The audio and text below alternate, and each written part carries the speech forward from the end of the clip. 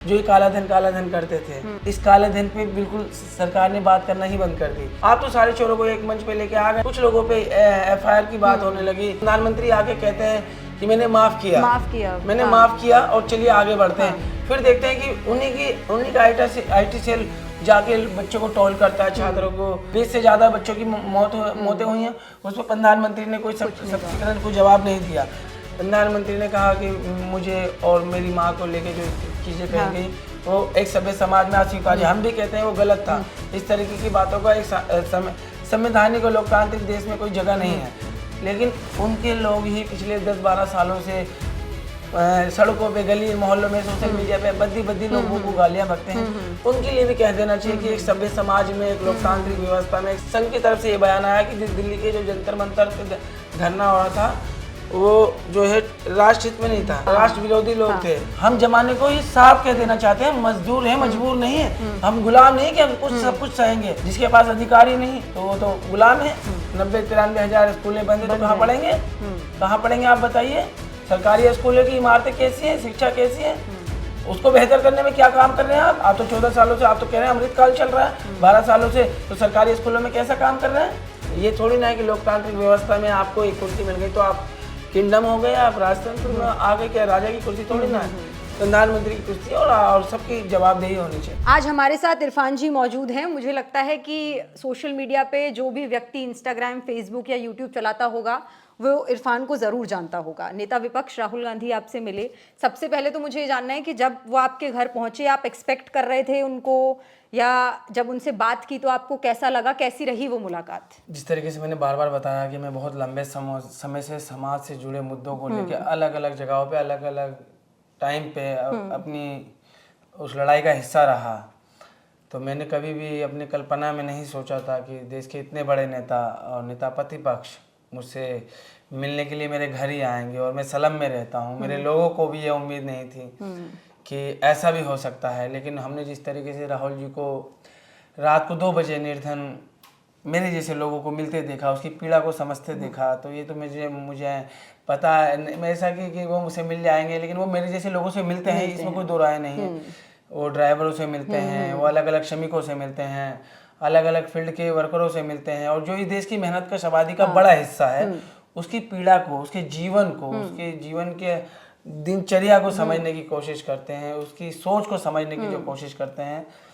तो उनसे मैं वाकिफ तो हूँ। मैंने मीडिया में इस बात को कई बार दोहराया है कि जिस तरीके की वो सोच रखते हैं इस देश की बड़ी आबादी के लिए। जब मुझसे मिले तो मेरा जो पहला फोकस था, उन्होंने मुझसे पूछा कि इरफान क्या चाहते हो, क्या करना चाहते हो। तो मैंने यही कहा था कि सर मुझे पर्सनली कुछ नहीं चाहिए सर, मैं चाहता हूं कि आप देश की जो बड़ी आबादी है, जो जिंदगी में जद्दोजहद में उलझी पड़ी है, जिसको उसकी मेहनत का पैसा भी सर नहीं मिल रहा है, उसका आर्थिक और सामाजिक और शारीरिक शोषण हो रहा है। आप जब सत्ता में आएंगे सर, आना तो है, देश की बड़ी आबादी आपसे उम्मीद लगाती है सर, तो सर उनके लिए सर बेहतर कीजिएगा। पूरे देश में जो अलग अलग राज्यों में अलग अलग न्यूनतम मजदूरी है सर, एक तो वो मिलती नहीं है, कानून तो है लेकिन वो मिलती नहीं है, और ऊपर से अलग अलग है। दिल्ली में 18 है तो हरियाणा में 15 है, तो कोई घास तो खा नहीं रहा हरियाणा वाला, यूपी वाला या बिहार वाला, सभी इस महंगाई से जूझ रहे हैं। सबकी जिंदगियों में कश्मकश है, उम्मीदें हैं, सपने हैं, तो सर उसकी मेहनत का पैसा भी नहीं मिलेगा तो सर बड़ी मुश्किल हो जाती है। तो जब आप आएंगे तो पूरे देश में एक सामान्य न्यूनतम मजदूरी लागू करेंगे मर्द और औरत के लिए, और एक अच्छा माहौल देने की कोशिश करेंगे वर्किंग टाइम में। और जो चीज आप करेंगे सर वो जमीन पे दिखाई देनी चाहिए। कानून तो अब भी है, लेकिन वो दिखाई नहीं देते। मैं सलम में रहता हूँ, मैं बड़े स्तर पे, मैं बड़े पत्रकारों के मंच पे ये चीजें कही हैं कि महिलाएं कह रही हैं कि हमें 8,000 मिल रहे हैं, 6,000 मिल रहे हैं।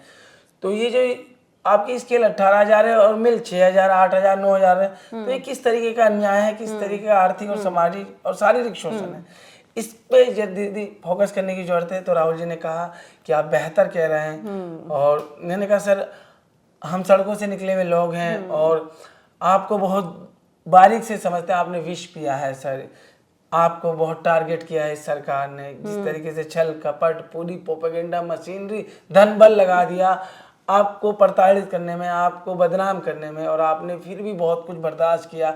इस देश की मेहनत के आबादी को कि बेहतर जीवन की सोच के कारण आपको जो है ये सब झेलना पड़ा, क्योंकि आप बात इस देश की मेहनत का, नौजवानों की, किसानों की, छात्रों की, हर किसी की बात को लेकर चलते हैं, तो इसके लिए आपको टारगेट किया गया। और इसलिए भी कि आप प्रियंका के भाई हैं, सोनिया राजीव के बेटे हैं, इंदिरा के पोते हैं, और आप किसी घर में जन्मे हैं, तो इसके लिए जो आपको पूरी सरकार ने उसकी पूरी जो पूरी मशीनरी है सर, उसके लिए। पर ऐसे आपको Rahul Gandhi personally as a leader कैसे लगते हैं? पर्सनली मैंने ये बात मीडिया में मैंने कई बार दोहराई है कि मैं पर्सनली उस व्यक्ति को जिसने इतना कुछ सहा है, मैं नहीं सह सकता। मैं मीडिया का जैसे सामना किया, मैं एक इंसान हूँ, कुछ बातों से मेरे लोग सहमत हो सकते हैं, कुछ बातों से असहमत हो सकते हैं, ये लोकतंत्र की एक साफ सुथरी तस्वीर होती है। लेकिन जब मेरे को ही कुछ बातों के लिए लोगों ने मुझे ऐसा उनकी असहमति का सामना करना पड़ा, तो मैं ही प्रेशर में आ गया। मैं कुछ दिनों के लिए एकदम शांत हो गया अपनी झोपड़ी में। तो जब राहुल जी इतने बड़े स्तर पे उन्हें लोगों ने, मतलब इस सरकार ने घेरने की कोशिश करी बड़े स्तर पे, तो उन्होंने विष पिया, बहुत कुछ सहा, बर्दाश्त किया, लेकिन अपनी जो एक मर्यादा होती है उसे क्रोधित नहीं हुए, हिंसात्मक नहीं हुए, शब्दों में भी और जीवन में भी। इस सहनशीलता और उदारवादी सोच का मैं क्या, दुनिया में हर इंसान कायल हो जाए। इससे पहले भी आप मुखरता से कई सारे मुद्दे उठाते हैं, लेकिन स्टूडेंट प्रोटेस्ट के टाइम पे ऐसा हुआ कि आपकी वीडियोस एकदम धड़ल्ले से वायरल होने लगी, देश का जेनजी आपको बहुत पसंद करने लगा, आपकी बातों से अग्री करने लगा, आपको सुनने लगा। तो वो टर्निंग पॉइंट कैसा था, और जिस तरीके से अब उन बच्चों के ऊपर FIR दर्ज की जा रही हैं, विच हंटिंग की जा रही है, लड़कियों को परेशान किया जा रहा है, उनका नंबर लीक हो रहा है, इस पर क्या कहेंगे आप? दीदी, इस आंदोलन से जब जुड़ा रहा, तो सबसे पहले मेरा जो वीडियो वायरल हुआ, वो मैं जिस देश की बड़ी आबादी से आता हूँ, मेहनत कश आबादी से, मैंने बार बार कहा है कि जो 500 रुपये की जो मजदूरी है ना, जब हम करेंगे, जब ये आते हैं, और 500 रुपये में संसार चलाना, ये हर पल ज़िंदगी से जंग लड़ने जैसा है। हम भी सपने देखते हैं, हमारी आंखों में भी उम्मीदें होती हैं, हम भी चाहते हैं हमारे बच्चे बेहतर करें, हम भी चाहते हैं कि हम बेहतर कपड़े पहन लें, हम अच्छा थोड़ा खा लें, हम भी चाहते हैं कि ज़िंदगी को हम भी जिएं जिस आबादी से हम आते हैं। लेकिन आपको क्या लगता है ये 500 रुपये की आमदनी में ये सब मुमकिन है? ऊपर से दीदी, कुछ लोगों को लगता है हम टैक्स पेयर हैं कि पैसों पे पल रहे हैं, ऐसा नहीं है। हम GST देते हैं दीदी, हम 500 रुपये लाते हैं, और जो भी चीज़ें खरीदते हैं किराना की दुकान से, कुछ भी खरीदते हैं, वो आपको पता है GST लग के आता है। हम GST देते हैं, इस देश की अर्थव्यवस्था में अपना योगदान देते हैं। इस देश की बड़ी आबादी कुछ भी खरीदती है तो देश की जो ये अर्थव्यवस्था है इसमें अपना योगदान देती है, देश की तरक्की में अपना योगदान देती है। और इसने आज़ादी के बाद से और अब तक 2014 से पहले 2014 के बाद भी इस देश में पूरी ईमानदारी से अपनी हिस्सेदारी दी है, खून पसीने से, मेहनत से। और देश के मजदूर इस देश के लिए जितना करते हैं शायद कोई करता होगा। सारी इमारतें, सारी सड़कें, मतलब सब कुछ बिना मजदूर के कुछ भी नहीं है। दुनिया विश्व के पटल पे कोई भी देश अपनी बेहतर छवि अर्थव्यवस्था बनाता है, उसमें सबसे बड़ा योगदान मजदूरों का है। और मजदूर पूरा ईमानदार रहता है, उसके पास तो नोट भर के अटैच ही नहीं है कि वो स्विच बैंक में डाल देगा, ऐसा है क्या? तो मैं बार बार कहता हूँ, इस देश को तो हमेशा मजदूरों ने बनाया है पूरी ईमानदारी से। तो इस देश को तो लूटा है देश के पढ़े लिखे नौकरशाहों ने, राजनेताओं ने, बड़े कारोबारियों ने, पहले भी और अब भी जो ये काला धन करते थे। इस काले धन पे बिल्कुल सरकार ने बात करना ही बंद कर दी। उस काले धन की, ठीक है, आपने चर्चा करी थी, तो उसकी रिकवरी कराते, देश की अर्थव्यवस्था में लगाते, स्कूल कॉलेजों में लगाते, श्रमिकों के जीवन को बेहतर करने में लगाते। आप तो सारे चोरों को एक मंच पे लेके आ गए और काले धन पे चर्चा ही बंद कर दिए करना। और आपने कहा कि ये जुमला ठीक था, 15 लाख नहीं चाहिए किसी देश के किसी भी नागरिक को। एक बेहतर जीवन तो चाहिए, स्वाभिमानी जीवन तो चाहिए, शिक्षा स्वास्थ्य तो चाहिए, छत तो चाहिए। तो इस सरकार की जिम्मेदारी होती है कि देश की अमीरी में देश की गरीबी की भी हिस्सेदारी हो, उसका भी जीवन बेहतर हो। लेकिन ये हुआ नहीं। आपके शब्दों से तो हमारा जीवन नहीं चलेगा। हमारे जीवन की अपनी जिम्मेदारियां हैं, पशु है, इंसान, जीवन की जरूरतें तो है ना। तो उस जरूरत से हमें वंचित रखा गया। तो इस बात को मैंने जब कहा तो लोगों ने कहा कि हाँ, इरफान ठीक कह रहा है। और मैं तो प्रदर्शन से जुड़ा हुआ, सड़कों से निकला हुआ व्यक्ति हूँ। तो उस तरीके का इंस्टाग्राम या नई पीढ़ी की सोच तो नहीं है कि मैं वायरल हो गया और ये शोहरत वोहरत, मेरी ये चीज़ें नहीं है। मैं कल भी जमीन पे था, मैं आज भी जमीन पे हूँ। फर्क ये है कि पहले मैं अपनी बातों को कहने में संघर्ष करता था, आज मुझे मंच मिल रहा है और मैं आप लोगों तक और देश तक और सरकार तक ये बातें रख रहा हूँ। आपने, मैंने बार बार कहा कि 2016 में संधि करी दिल्ली में आपने स्विट्जरलैंड सरकार से, और वो 18 में लागू हो गई, 19 में उस चीज को पूरी तरह से आना जाना हो गया। क्या क्या आना जाना? नोट नहीं आया, काला धन नहीं आया, जानकारी आई। उसमें भी स्विट्जरलैंड सरकार ने कहा विश्व गुरु से, जिसका जो कहता है मेरा डंका बजता है कि ये अपने देश में इनकी जानकारी सार्वजनिक नहीं करेंगे, किनकी, जिनके खाते वहाँ खोले हुए थे, जिनका पैसा जमा था, जो जिन लोगों के खाते और जानकारी हम आपको दे रहे हैं, उनकी जानकारी आप सार्वजनिक नहीं करेंगे अपने देशों में। क्यों नहीं करेंगे भाई? ये वो पैसा है जो इस देश की मेहनत के सवादी से छल किया गया, कपट किया गया, चोरी किया गया। इस देश के प्रत्येक नागरिक को इसकी जानकारी होनी चाहिए। वो कौन लोग हैं जिनका पैसा उन बैंकों में जमा है, होनी चाहिए या नहीं होनी चाहिए। तो ये जो बातें आपने की, ये अब देश का युवा भी सुन रहा है। हाँ। और देश के युवा के साथ भी जब वो प्रोटेस्ट कर रहे थे तब उनसे वादे किए गए कि एफआईआर नहीं होगी, पर अब जिस तरीके से उनको परेशान, उस पे आपका क्या टेक है? मैंने जब आंदोलन ये हो गई, ये आंदोलन के टाइम में दीदी पहली जो बात मैंने कही थी आंदोलन के टाइम पत्रकार से, कि एक बात की बहुत खुशी है कि अभिजीत दीपके ने और पूरी टीम ने और आयशा ने और सभी लोगों ने, एसएफआई ने या एएसएफ ने, एनएसयूआई की तरफ से ये बात कही गई कि छात्रों को आंदोलन से जुड़ी हुई किसी भी चीज को लेके पुलिस या फैस नहीं करना पड़ेगा, किसी तरह की लीगली कार्रवाई नहीं होगी। लेकिन आंदोलन के बाद देखने को मिला कि कुछ लोगों को ट्रोल किया जा रहा है, कुछ लोगों पे एफआईआर की बात होने लगी, और कुछ लोगों पे कहने लगा कि गंभीर मामले की पुलिस जानकारी जुटा रही है, खासकर लड़कियों को ज्यादा परेशान किया महिलाओं को, 15 साल की बच्चियों का ऐसा भी है। तो ये तो एक ऐसा हुआ जिसे वादा खिलाफी हुई, ऐसा हुआ जिसे वादा खिलाफी हुई, और ये होना नहीं चाहिए था। फिर एक तरफ प्रधानमंत्री आके कहते हैं कि मैंने माफ किया, मैंने माफ किया और चलिए आगे बढ़ते हैं। फिर देखते हैं कि उन्हीं का आईटी सेल जाके बच्चों को टोल करता है, छात्रों को डिस्टर्ब करता है। ये चीजें ठीक नहीं है। अमित शाह और प्रधानमंत्री मोदी संसद में भी नहीं आए जब पेपर लीक पे चर्चा हो रही थी। अभी इस पे जो है मेरी बात हुई है, उन्होंने कहा छात्रों की गूंज करके जो है उन्होंने स्क्रीन पे नंबर दिया है, और जो भी जाकर छात्रों को टोल किया जा रहा है, किसी को डर है कि पुलिस या फेस करेंगे, तो वो जाके छात्रों की गूंज पे जाके उस नंबर पे मदद ले सकता है। हेल्पलाइन नंबर चालू है और पूरी तरीके से वो देश के हर छात्र के साथ खड़े हैं। तो जैसे अमित शाह पेपर लीक का इतना बड़ा मुद्दा हुआ, धर्मेंद्र प्रधान का इस्तीफा भी हुआ, आपको नहीं लगता इसके बाद गृह मंत्री को और प्रधानमंत्री को सदन में होना चाहिए था जब पेपर लीक पे चर्चा हो रही थी? देखिए लोकतांत्रिक व्यवस्था में जो नेता चुने जाते हैं वो जनता के हितों में, लोगों के हितों में, देश हित में, मजदूर किसान हित में, देश के सभी लोगों के हित में काम करें, सवालों से भागे ना। एक जिम्मेदारी होती है, हम जनता हैं, हम अपनी असहमति रखते हैं, हमारे विचार आपकी असहमति है, हमारी असहमति है कि भाई हमारे विचार आपसे नहीं मिलते, आपके द्वारा जो जिम्मेदारी थी वो निभाई नहीं गई। ये पेपर लीक, आप पेपर लीक में समझिए देश का मतलब एक उम्मीद का मर जाना, एक सपनों का मर जाना, छल और कपट से सब कुछ बिखर जाना, कुछ इसे सह पाते हैं, कुछ मर जाते हैं। 20 से ज्यादा बच्चों की मौतें हुई हैं, उस पर प्रधानमंत्री ने कोई सख्तीकरण कोई जवाब नहीं दिया। प्रधानमंत्री आए थे तो इस पे भी कुछ कहते थे तो देश को कुछ संदेश चले जाता, बेहतर होता। प्रधानमंत्री ने कहा कि मुझे और मेरी माँ को लेके जो चीजें कही गई वो एक सभ्य समाज में अस्वीकार्य, हम भी कहते हैं वो गलत था। इस तरीके की बातों का एक संवैधानिक और लोकतांत्रिक देश में कोई जगह नहीं है। लेकिन उनके लोग ही पिछले 10-12 सालों से सड़कों पे, गली मोहल्लों में, सोशल मीडिया पे बद्दी लोगों को गालियां बकते हैं। उनके लिए भी कह देना चाहिए कि एक सभ्य समाज में, एक लोकतांत्रिक व्यवस्था में, एक संवैधानिक आपने बीजेपी के लोगों की बात की। कल ही बयान आया है रमेश बिदुड़ी का, वो छात्रों को पंचर बनाने वाले कह रहे थे, और कंगना रनौत गटर छाप जनरेशन कह रही है। इन चीजों पे कहना चाहिए।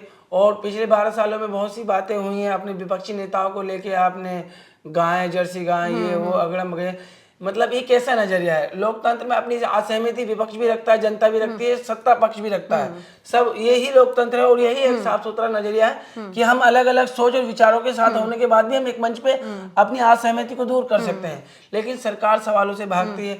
आप जिस तरीके से कल संघ की तरफ से ये बयान आया कि दिल्ली के जो जंतर मंतर पे धरना हो रहा था वो जो है राष्ट्र हित में नहीं था, देशद्रोही, राष्ट्र विरोधी लोग थे।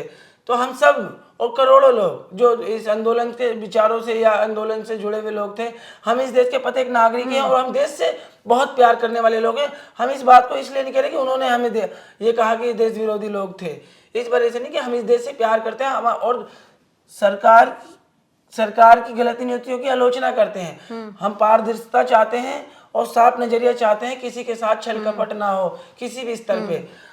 मैं मजदूर वर्ग से आता हूँ, मैं चाहता हूँ कि मजदूरों के जीवन में बेहतर हो। सरकार जो कहती है कि हम बेहतर कर रहे हैं, किस तरीके का बेहतर कर रहे हैं, जमीन पे नजर आना चाहिए। देश में बड़े स्तर पे श्रमिक खुदकुशी करते हैं और उसका नंबर 2024 का 31% रहा। तो इस तरीके से कैसे होगा? हम कहते हैं कि मजदूरों को उनकी मेहनत का जब आप हक दिलाएंगे तो हम बेहतर कर पाएंगे। हम जमाने को ये साफ कह देना चाहते हैं, मजदूर हैं, मजबूर नहीं है, हम गुलाम नहीं कि हम कुछ सब कुछ सहेंगे, और हमारे मौलिक अधिकार हैं, हमें संवैधानिक राइट है गांधीवादी तरीके से अपनी बात को रखने का, इसमें कोई बुराई भी नहीं है। ये जो दूसरों के लिए रोज महल बनाते हैं वो अक्सर झोपड़ी में रात बिताते हैं। जो उनकी मेहनत के पसीने को समझ ना पाए, ऐसे हुक्मरानों को हम अधिकार का पाठ पढ़ाते हैं। तो ये तो हम साफ कहते हैं, समझ रहे हैं। गिग वर्कर हैं, फ्लिपकार्ट है, जोमेटो है, स्विगी है, अलग अलग चीज़ों में वो लोग डायरेक्टली कह देते हैं कि ये वर्कर नहीं, ये तो पार्टनर है। कैसे पार्टनर है भाई? उसकी आईडी खुली रहेगी तो उसके पास काम है, आईडी बंद नहीं तो वो वर्कर नहीं है। उसको किसी तरह की सामाजिक सुरक्षा नहीं है, वो सड़क पे रहता है। हर खाली सड़क कपाल है, कभी खुशियां तो कभी गम घर आ सकते हैं। उसको क्या सुरक्षा है भाई? 500-600 रुपए कमाने के लिए उसे कितना संघर्ष करना पड़ता है। उसकी एजुकेशन देखिए क्या है भाई, उसने 12th कर रखी है, ग्रेजुएशन कर रखी है, बीटेक कर रखी है, वो क्या कर रहा है भाई? उसको हम कहते हैं कि उसको सामाजिक सुरक्षा होनी चाहिए, उसको SIPF होना चाहिए, ये सब चीजें होनी चाहिए उसको। ये कंपनी तय करे या सरकार तय करे कि वो समाज की मतलब वो सुरक्षा में आए, वो संगठित हो, समझ रहे हैं। और उन लोगों के लिए जो आज संगठित क्षेत्रों में है, जिसके पास न्यूनतम मजदूरी नहीं है, कुछ नहीं है, उनके लिए भी हम बार बार कहते हैं छात्र हो, किसान हो, जवान हो, वो कहीं ना कहीं किसी परिवार से आता है, और परिवार से आता है तो परिवार मिडिल क्लास भी हो सकता है, मजदूर भी हो सकता है, श्रमिक भी हो सकता है। तो सबके लिए बेहतर होने चाहिए। इन्हें एक स्वाभिमानी वर्कर होना चाहिए, अधिकार हो जिसके पास, वो श्रमिक होना चाहिए। जिसके पास अधिकार ही नहीं तो वो तो गुलाम है, रगड़े जाओ, खिलाए जाओ। मतलब तो हम इस देश की जो बहुसंख्यक आबादी धर्म और जाति के नजरिए से मत देखिए, वो मजदूर है जो राष्ट्र निर्माण कर रहा है, देश को अपने खून पसीने से विश्व के पटल पे आगे लेके जा रहा है। उसके बारे में चर्चा होनी चाहिए, नहीं होनी चाहिए? उसको बेहतर जीवन मिलना चाहिए, नहीं मिलना चाहिए? तो आप कह देते हैं 5 किलो राशन दे रहे, तो 5 किलो राशन मतलब रोटी खा लेना ही जीवन है क्या? जीवन की अपनी व्याख्या है। जीवन में बहुत सी चीजें हैं, कपड़ा है, शिक्षा है, दीक्षा है, स्वास्थ्य है, उम्मीदें हैं, सपने हैं। कौन बच्चे, माँ बाप नहीं चाहेंगे मेरे बच्चे अच्छे स्कूल में पढ़े? आपने शिक्षा के निजीकरण को ऐसे कर दिया है कि 90-93 हजार स्कूलें बंद है, तो कहाँ पढ़ेंगे? कहाँ पढ़ेंगे आप बताइए? सरकारी स्कूलों की इमारतें कैसी हैं, शिक्षा कैसी है? उसको बेहतर करने में क्या काम कर रहे हैं आप? तो 14 सालों से आप तो कह रहे हैं अमृतकाल चल रहा है, 12 सालों से तो सरकारी स्कूलों में कैसा काम कर रहे हैं? सरकारी स्कूलों के बच्चे कैसा 35 से 40 लाख जो बच्चे स्कूल छोड़ रहे हैं हर साल, वो किस परिवार से आते हैं? उन्हें भविष्य में आप क्या दे रहे हैं? क्या करेंगे उनके लिए बताइए? 65% से ज्यादा आबादी 35% नीचे, उनके लिए क्या कर रहे हैं आप? बेरोजगारी का आंकड़ा क्या है?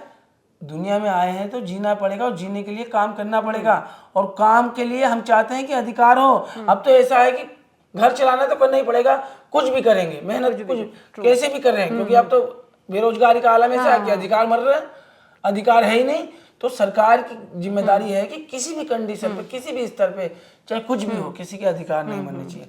8 घंटे की रोटी, साफ सुथरा माहौल, वर्किंग टाइम में जितना काम लेना लीजिए, कोई दिक्कत नहीं है। और ओवर टाइम उसकी इच्छा से, नाइट उसकी इच्छा से, एक पारदर्शिता हो। सब दुनिया के अलग अलग देशों में जिस तरीके से एक सम्मानजनक जीवन मिल रहा है मजदूरों को, भारत में भी मिलना चाहिए। हम मजदूर वर्ग से आते हैं, हम बार बार कहेंगे इस बात को।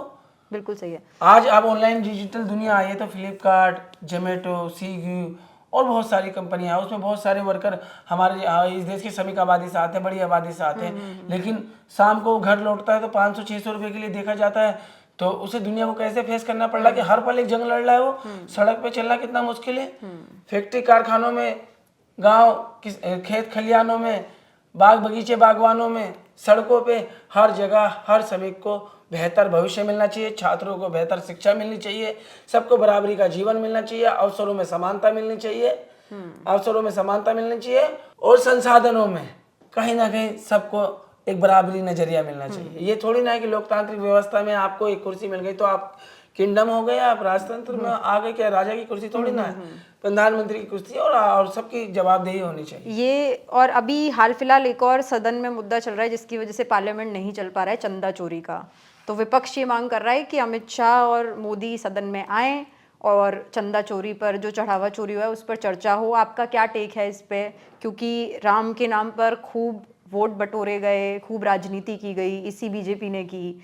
अब जब चढ़ावा चोरी हुई है तो गृह मंत्री अमित शाह और प्रधानमंत्री मोदी सदन में क्यों नहीं है? क्यों इस पे चर्चा नहीं कर रहे हैं? दीदी, सबसे पहले जय श्री राम दीदी। प्रभु मेरे हैं और मैं प्रभु का हूँ। उनके चरणों से मैंने 4 चीज़, करुणा, दया, प्रेम और त्याग। उन्होंने सब कुछ छोड़ के सब कुछ त्यागा। कहते हैं पल पल हंसना राम, पल पल रोना राम, सब कुछ पाना राम, सब कुछ पाकर खोना राम।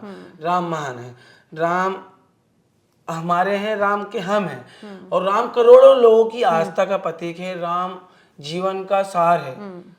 राम भगवान है। हम उनके चरणों में बैठे हैं। हम अपने जीवन के लिए हर चीज उनसे सीखते हैं। वो हमारे प्रभु हैं और ये पॉलिटिकली नहीं है। अगर उनकी आस्था, करोड़ों लोग उन पे आस्था रखते हैं और किसी ने अगर किसी तरह की कोई चीजें की हैं तो जवाबदेही होनी चाहिए और इसमें पारदर्शिता होनी चाहिए। ये कोई छोटी मोटी बात नहीं है, करोड़ों लोगों से जुड़ी हुई बात है, उनके जीवन से जुड़ी हुई बात है, उनके आचरण और आत्मा से जुड़ी हुई बात है। किसी को पीड़ा नहीं होनी चाहिए। कोई चीजें हैं तो उसे साफ करके बता देनी चाहिए। देखिए, सब बिल्कुल साफ होना चाहिए। और चीजें बिगड़ी है तो वो जिम्मेदारी से भाग नहीं सकते। हाँ। चीजें बिगड़ी है तो जिम्मेदारी से भाग नहीं सकते, क्योंकि वो चीजें कुछ छोटी मोटी चीजें नहीं है। वो करोड़ों लोगों की आस्था से और जीवन से और आत्मा और आचरण से जुड़ी हुई चीजें हैं। तो वो चीजें उस पे एक साफ सुथरा एक नजरिया रखना चाहिए और क्लियर कर देनी चाहिए। और इसे इतना लंबा खींचना नहीं चाहिए, बहुत क्लियर कर देना चाहिए। क्योंकि प्रभु हमारे हैं, करोड़ों लोगों के आदर्श हैं, प्रभु कण कण में हैं। प्रभु मतलब चर्चा तो सदन में इस पे होनी चाहिए। गृह मंत्री और हर स्तर पे, मतलब इसे इतना लंबा लेके नहीं जाना चाहिए। एक देश के प्रत्येक नागरिक जो प्रभु पे आस्था रखते हैं, और सभी रखते हैं देश में, किसी भी धर्म जाति से आता हो, वो प्रभु से बहुत कुछ सीखता है। और जीवन में जब वो परेशान होता है तो उनकी तरफ ध्यान देता है और अपने जीवन को सरल करने की कोशिश करता है। तो इन चीज़ों को इतना लंबा ना खींच के सरकार और जो संचालन कमेटी से जुड़े हुए जिम्मेदार लोग हैं, उन्हें इन बातों को क्लियर कर देना चाहिए।